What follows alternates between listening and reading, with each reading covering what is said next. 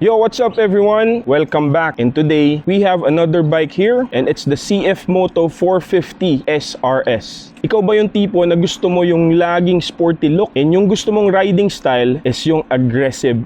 Yung akala mo lagi kang nasa racetrack pero pwedeng gamitin sa streets. And I think this bike is for you.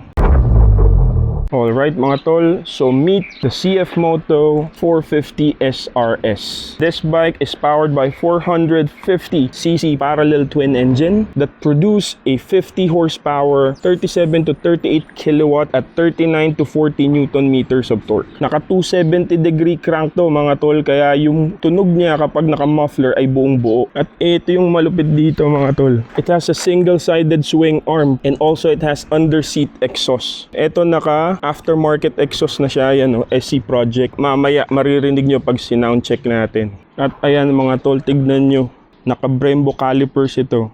Dual channel ABS and has a traction control. Meron itong wet weight na 179 kilograms, so para sa sport bike magaan siya, and that's the reason kung bakit pwede mo siyang magamit sa streets. It has a 14 liters fuel capacity. And sabi ng CF Moto, ang top speed daw nito ay 192 kilometers per hour. Di natin pwedeng subukan yun mamaya sa expressway dahil alam nyo na baka ma-show cause order tayo mga tol. Yan o, napakaangas ng mukha niya mga tol, diba? Sobrang sharp looking. At meron siyang winglets dito. Pero I think nakakatulong din tong winglet na to para sa downforce kapag on high speed. At yung pinaka-unique dito mga tol, ayan, single-sided swing arm, di ba? Sa mga mamahaling bikes lang natin makikita yan. Mga Italian bikes, alam nyo na yun. Ito pa, tingnan nyo mga tol, napakaganda ng TFT display nito. It's a 5-inch TFT display. Kala mo cellphone eh. Oh, di ba? Ang angas ng intro, no? Bang! Grabe yung animation eh, no? Ang kulit. Yan, no? Brembo brakes sa front. Pero yung rear brakes niya, I think it's CF Moto brand. Pero yung sa harap, Brembo nilagay nila, which means alam nyo na mga tol, pag Brembo yan, di ba? It has a good braking power. Tsaka syempre sport bike to eh. Yan o, napaka-pogi, di ba? Angas. Head turner talaga to mga tol, lalo na naka-aftermarket exhaust na siya. At ito pa yung malupit, it comes with the frame slider na. So when you got this bike, meron na siyang built-in na frame slider. Kasi nga dinesign talaga siya para magamit mo sa streets. Sobrang sexy ng bike na ito, tingnan nyo. Grabe, di ba? Pero yun nga lang mga tol, baka hindi maging komportable ang pillion nyo dito, especially kung long ride. This one, okay naman yung cushioning dito. Hindi rin siya umiinit, that's the reason why pwede mo siyang gamitin sa streets. Naramdaman ko yung init niya nung na-stuck ako sa traffic. Mamaya mga tol, susubukan natin to sa expressway para makita yung performance and how does it feel on actual riding. So syempre, titignan natin yung seat height nito. Yung seat height nito is 79.5 centimeters. So pwedeng-pwede to sa mga riders na hindi pinagpala sa tangkad. Makita natin sa inyo. Ako ay stand 5'10", pero maikli yung inseam ko eh. Pero let's see. Yan. For me, comfortable siya. Flat-footed ako, kung makikita nyo. At medyo nakabend pa yung tuhod. Pasok na pasok talaga to sa... Siguro kahit 5'1" yung height, kaya to. Naka-tiptoe lang siya na mataas. Kapalan mo na lang yung riding boots mo, tol. Yan, alam nyo naman, pag sport bike, dikit yung crutch dito. Kung malakas yung arms mo during the ride, you can push yourself back. Nakadapa talaga to, sobrang aggressive. So kung mata-traffic ka, mangangalay ang braso mo. Syempre, kapag big bike, ano ba yung gusto natin? Sound check, di ba mga tol? Sound check natin tong motor na to. Yan. Ayan, medyo malakas yung tunog niya sa cold start pa lang dahil naka-aftermarket exhaust na to. Underbelly. Pero maganda yung binibigay niyang sound, buong buo, dahil naka 270 degrees crank itong motor na to. Ayan, kaya kahit inline 2 siya, ang ganda nung tunog na binibigay niya. That's 2,000 RPM. Subukan pa natin ng isa. Ang sarap. So okay na yon mga tol. Yan, okay na yun mga tol, mag-iingay tayo sa mga kapitbahay.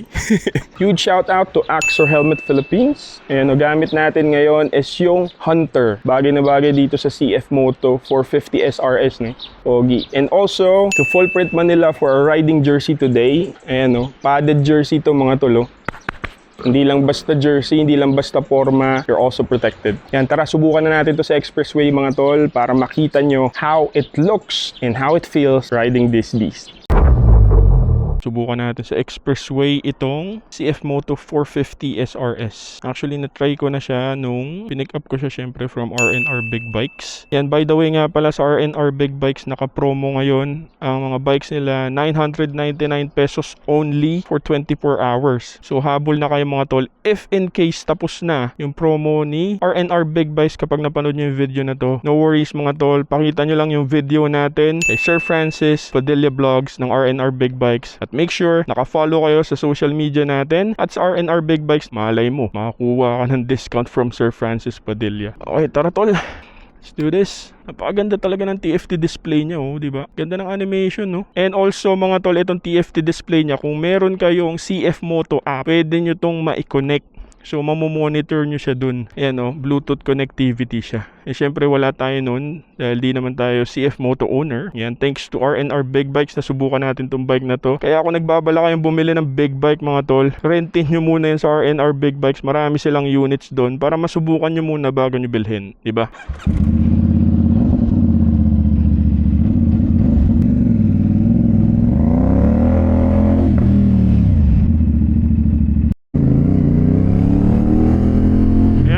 Papasok tayo sa expressway para mas ma-feel natin yung paggamit dito sa 450 SRS.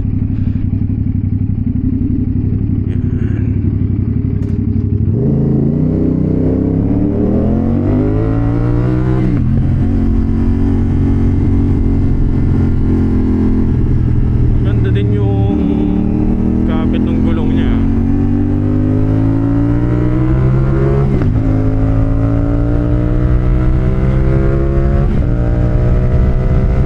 This bike has power, mga tol, at nag-warning siya if in case na medyo tumataas na yung speed mo or nasa high speed ka na.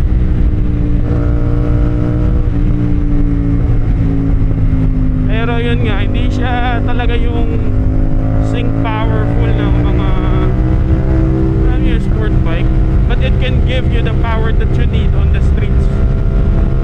Siyempre hindi naman natin kailangan na sobrang rat-rat sa kalsada, sa public roads, mga tol.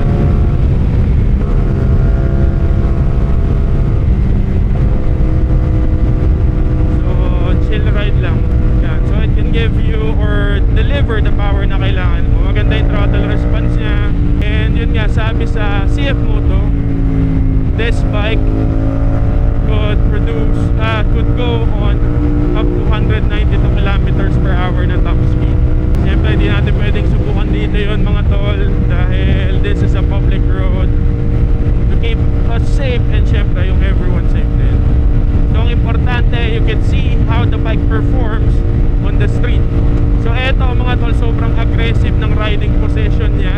Kung mahina yung arms mo dito, ay baka mangalay ka or mahirapan ka kasi to keep you away from the tank, you have to push yourself back. Pero ang kapit ng upuan nito kasi textured siya, so hindi ka basta dadaos-dos. Tas ang ganda din ng grip dito sa tank dahil may kasama siyang anti-skid grips dito sa gilid. Ang ganda, I think it comes with it pagka binili mo itong 450 SR. Okay naman siya sa mga biglaang overtake. Yan, it can give you the power that you need. Tamang-tama lang sa streets.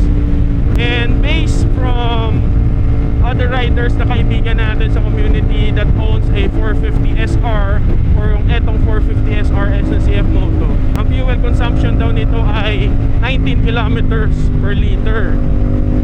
Para sa isang big bike na sport, matipid yun, mga tol. Pero if you're gonna use this bike for the daily, I think hindi matipid yun. Pero para sa big bike, matipid yun, mga tol, Kasi syempre, yun nga, sport bike to Kung gusto mo yung ganito lagi ka-aggressive na riding position, then this bike is for you. Yan. Sobrang sub-sub niya talaga, as in yung feeling mo ikaw si Valentino Rossi kapag dala mo to. Pero syempre, drive responsibly lagi, mga tol. Also, gusto ko lang i-shout out yung iba pa nating sponsors, JP Lubricants, Boss Patos IPH, and Jabber Motoco. Ayan mga tol. So make sure to follow their social media.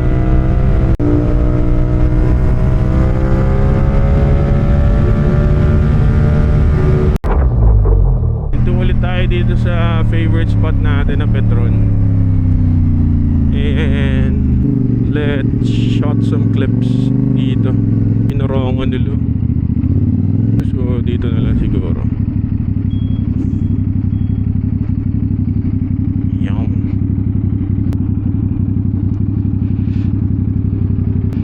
So ayan mga tol, that's the CF Moto 450 SRS. Kung gusto mo talaga ng ganito ka-aggressive na motor, di ba? Maganda niya mga tol, sobrang sexy, di ba? Para sa isang 450cc na motor. Hindi siya tingin ng 450cc eh. Dahil ang bulky niya. Parang laging mga aawa yung mukha. Sexy nito, ang ganda ng aerodynamics. Ito yung sinasabi ko sa inyo, yung textured yung seat niya mga tol. Kaya hindi kayo basta-basta uusad dito. Yan, kailangan malakas yung arms kasi you're pushing yourself back. Sa pillion seat, madulas siya. Actually, parang seat cowl nga tong pillion seat niya eh. Kaya I think magre-reklamong OBR nyo dito. So it's designed to ride solo. So I think if I'm gonna be having this bike, yan din ang una kong papalitan is yung exhaust. And the rest, that's it eh. Ang ganda na niya. Ganda din ng side mirrors niya, ganda ng visibility, tapos naka-built in yung signal lights niya, turn signals. Ganda, di ba? Ang sarap titigan ng motor na to na habang nagkakapik eh. Di ba, no? Hastig. So anyway, that's the CF Moto 450 SRS. Again, it's from R&R Big Bikes Rental. Huge shout out to Sir Francis Padilla Vlogs. Kung gusto nyo masubukan ang motor na to, sa R&R Big Bikes lang yan. Kung tapos na yung 999 pesos promo nila per day, make sure to follow yours truly, Coach Red. And syempre ang R&R Big Bikes Rental, pakita nyo to, share nyo yung video. Sir Francis Padilla will give you a huge discount. Alright mga tol, for now I'm gonna be enjoying this bike. Once again, this is your Coach Red of Ride Endless Destinations. Let's all live and fight for every next day mga tol. So let's go. Ride safe mga tol ha. Peace.